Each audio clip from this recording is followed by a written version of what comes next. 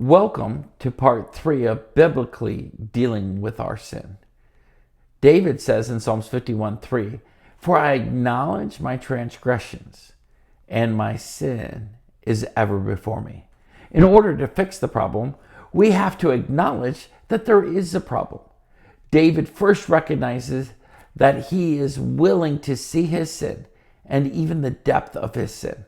Our human nature is to avoid anything that is conflict or trouble, so therefore we have trouble looking at ourselves and seeing ourselves for who we are. Think about it. David took a year and didn't even begin to confront his sin until he was confronted by the prophet.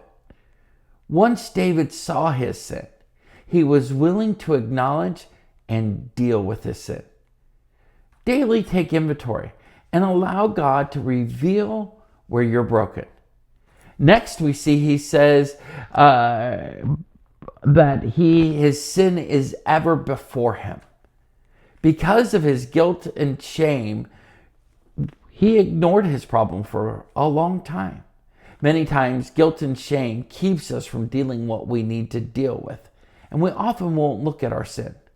The purpose of looking back is not to shame ourselves, but to learn from our mistakes. Allow yourself to analyze and do an after-action report when you mess up. And allow yourself to continue to work on it until you can begin to get victory on that problem. I believe one of the best things that has helped me in my journey is doing those after-action reports and asking myself the following questions. Why did I do that? Why did I respond in that way?